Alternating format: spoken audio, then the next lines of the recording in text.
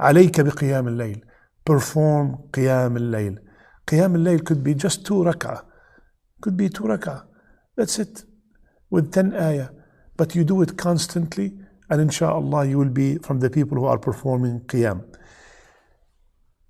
The best dua to make is at the time of the last third of the night. Why? Rasulullah sallallahu alaihi wasallam, and the hadith is in Sahih Muslim, he said there's an hour during the night in which no Muslim makes a dua and ask of the good of the dunya and the akhirah except Allah will grant him. Subhanallah. So you could ask for dunya matters. You want success in school, in your job, success in dunya, success in your health, feeling better, peace at home, righteous children, whatever you want, or the akhirah, Jannah, the blessings and the pleasure of Allah Azza wa Jal. There's an hour where the dua is accepted. And another hadith, subhanallah, where Rasulullah told us that Allah descends upon the first heaven in a way that befits His majesty. And at that time, my brothers and sisters, please lend me your ears and your heart.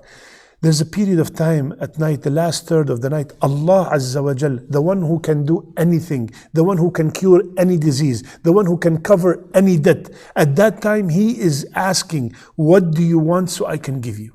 هل من سائل فأعطيه? Allahu Akbar. So if you are in dire need of any matter, please make it a habit to get up in the middle of the night and beg Allah Azza wa Jal. When we come to one another, we beg one another for hours over the phone, or when we see each other, please help me, please. And subhanallah, the one who has the keys for your problem, the one who has the solution, we hardly ask him sincerely. Subhanallah. It is a reason to enter Jannah. The first hadith that Rasulullah mentioned in Medina, he said, "O people, spread salam, offer food to the people, and pray at night while people are sleeping, you will enter the Jannah in peace.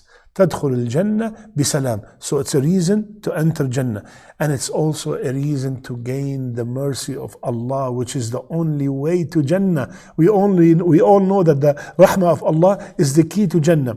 And Rasulullah said, Allah will shower His mercy on a husband that get up in the middle of the night and wakes up his wife to pray tahajjud. And Allah will shower His mercy on the wife that gets up in the middle of the night and wakes up her husband to pray tahajjud. And in another hadith, Rasulullah sallallahu alayhi wa sallam, when a man, he said, wakes up his wife in the middle of the night and they pray 2 rak'ah together.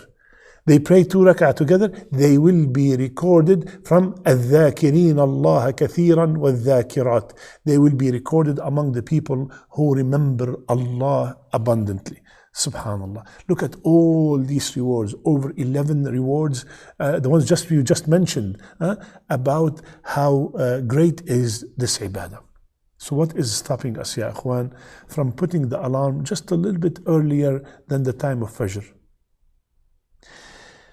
Now, one of the sunnah of Qiyam al-Layl is to start it by 2 light rak'ah, like Rasulullah sallallahu alayhi wa sallam, and the hadith in Sahih Muslim, Aisha said that Rasulullah sallallahu alayhi wa sallam, when he used to start the Qiyam al-Layl, he used to pray rak'atayn khafifatayn, brief, short 2 rak'ahs, and then he would start the longer rak'ah. And one of the sunnahs also is when he wakes up alayhi salatu wasalam for Qiyam, he used to recite the last 10 ayah of Surah Ali Imran.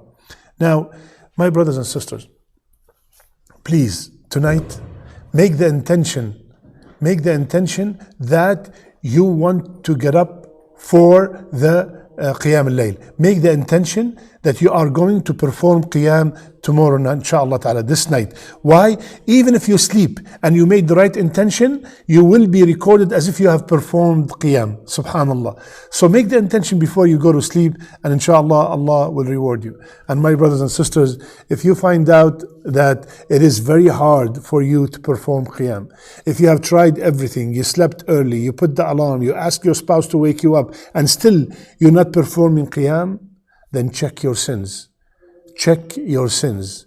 A man came to Al-Hasan al-Basri rahimahullah and he said, "Ya Imam, I'm trying everything possible to perform Qiyam." He said, "Kabbalatka dhunubuk." Your sins have chained you down.